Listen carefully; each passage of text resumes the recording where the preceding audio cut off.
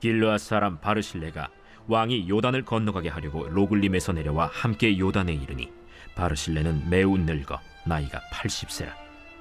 그는 큰 부자이므로 왕이 마하나임에 머물 때에 그가 왕을 공궤하였더라. 왕이 바르실레에게 이르되 너는 나와 함께 건너가자. 예루살렘에서 내가 너를 공개하리라. 내 생명의 날이 얼마나 있어없기에 어찌 왕과 함께 예루살렘으로 올라가리이까.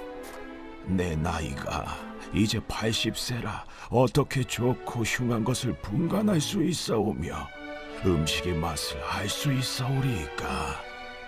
이 종이 어떻게 다시 노래하는 남자나 여인의 소리를 알아들을 수 있사오리이까. 어찌하여 종이 내 주 왕께 아직도 누를 끼치리이까. 당신의 종은 왕을 모시고 요단을 건너려는 것뿐이거늘 왕께서 어찌하여 이 같은 상으로 내게 갚으려 하시나이까.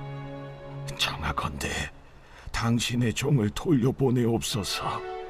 내가 내 고향 부모의 묘 곁에서 죽으려 하나이다.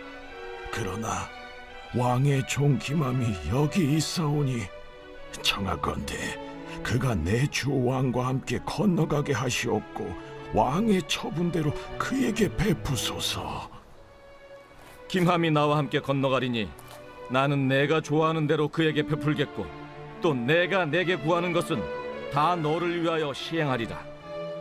백성이 다 요단을 건너매 왕도 건너가서 왕이 바르실레에게 입을 맞추고 그에게 복을 비니 그가 자기 곳으로 돌아가니라.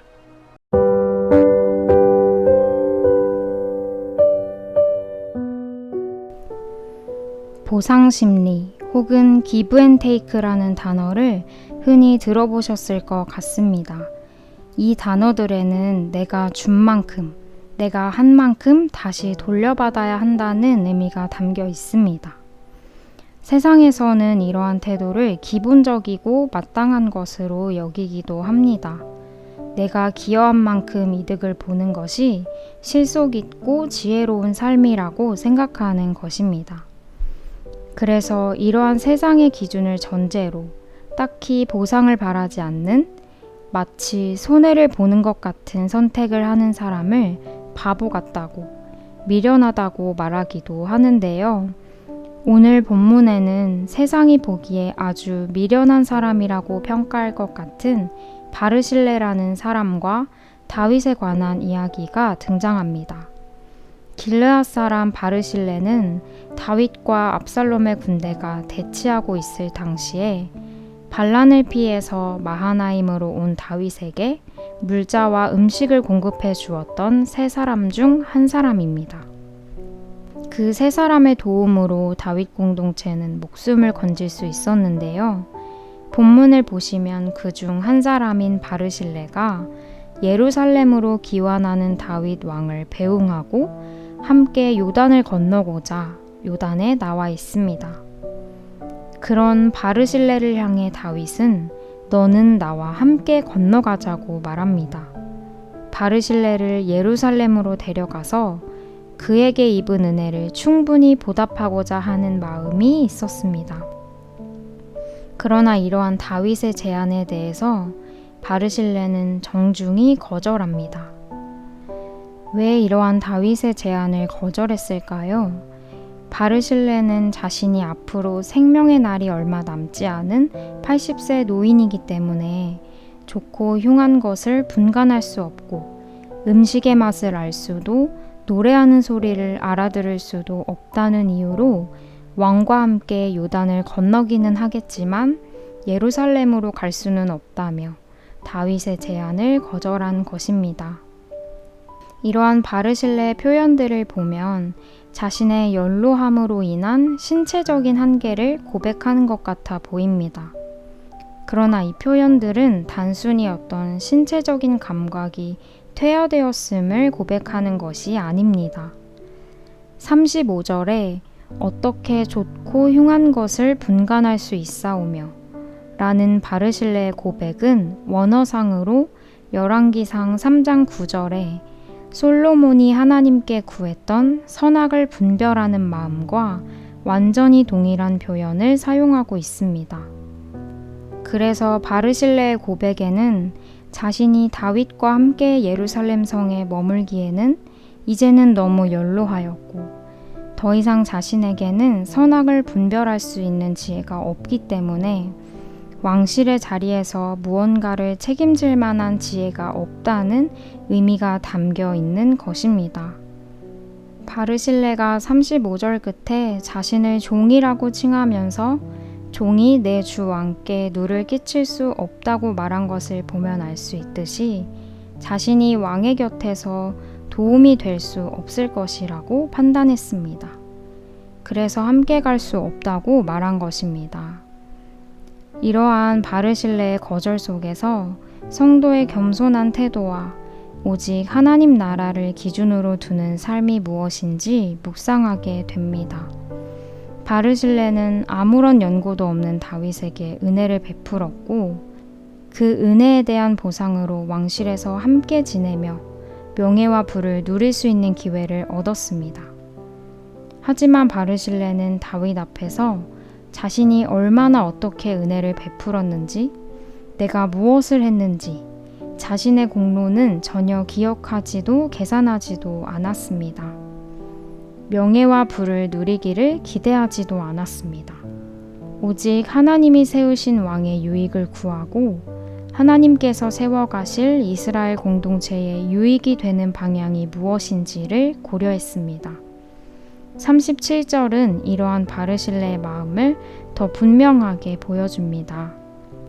바르실레가 구한 것은 자신은 왕과 함께 요단을 건넌 뒤에 다시 고향으로 돌아가서 부모 곁에 장사되고자 하니 왕의 종 김함을 왕과 함께 건너가게 하고 왕의 처분대로 그에게 베풀어 달라는 것이었습니다. 김함은 바르실레의 아들입니다.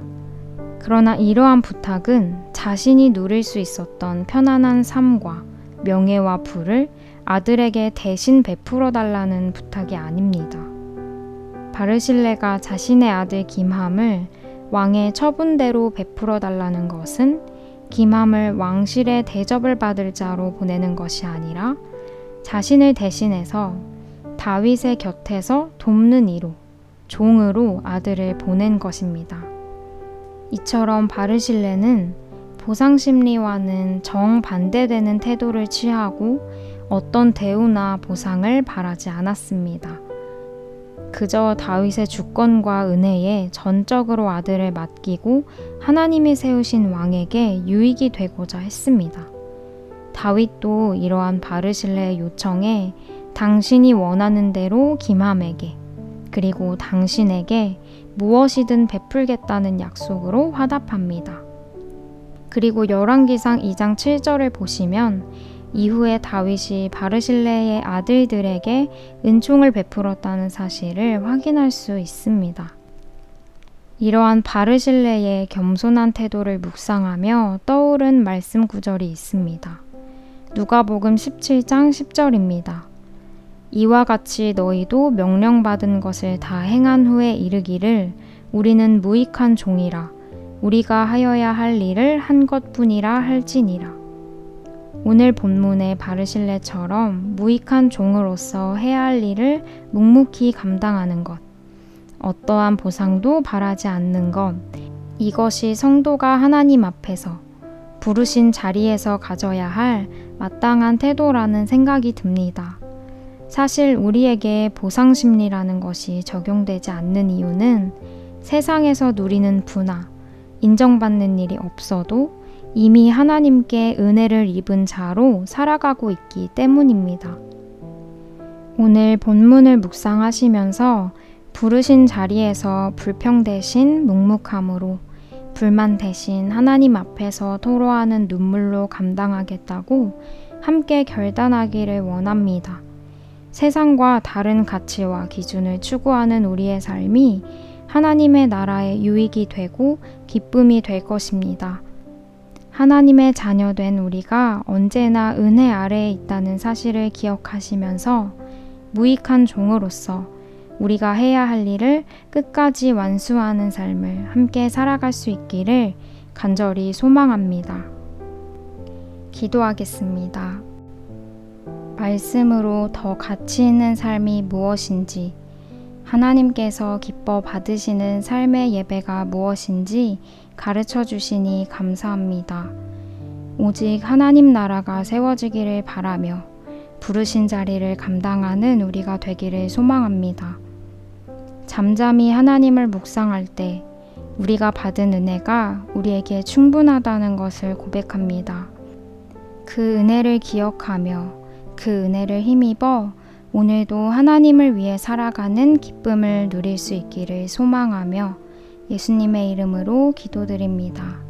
아멘.